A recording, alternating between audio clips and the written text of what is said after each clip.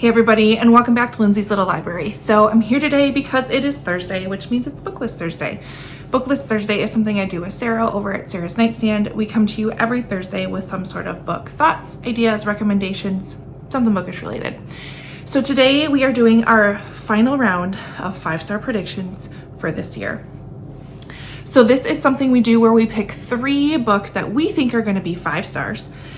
We have 2 months to read them, so we'll have through the end of the year to read these 3 books. And then at the end of that time, we'll come back and share with you our thoughts and let you know if they're 5 stars.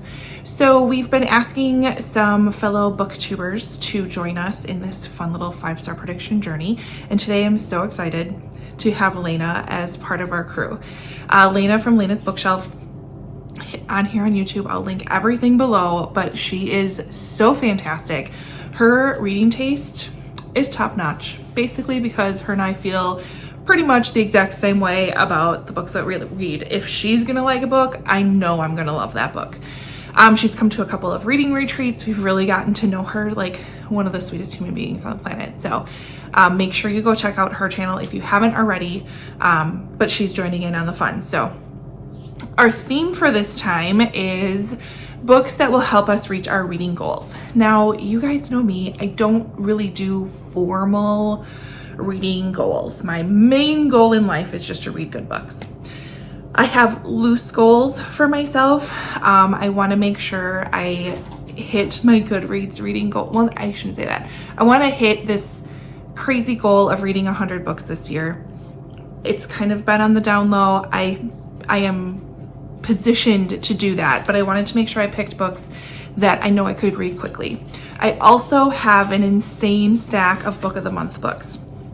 So I have been really consciously trying to read through that pile as well. So that's where I grabbed my 5-star predictions from this time. So they're all book of the month books. If you don't know about book of the month, my friend, click the link below. You got to check it out. And then there are books I know I can get through fairly quickly to help me reach that goal of 100. So here they are. First one is, I know you guys are going to be like, you haven't read this book yet, Lindsey. What is going on? Things We Do in the Dark. Jennifer Hillier. She is guaranteed to give me a book that I'm not going to want to put down. I don't know anything about this. I don't want to know anything about this. I love going into her books blind. Book of the month did not give me, sometimes they give me like a little short synopsis at the top, but they didn't. So I can't share much with you. Just trust me. It's going to be all kinds of thrillery. Next one, I grabbed another author that I've read before and enjoyed.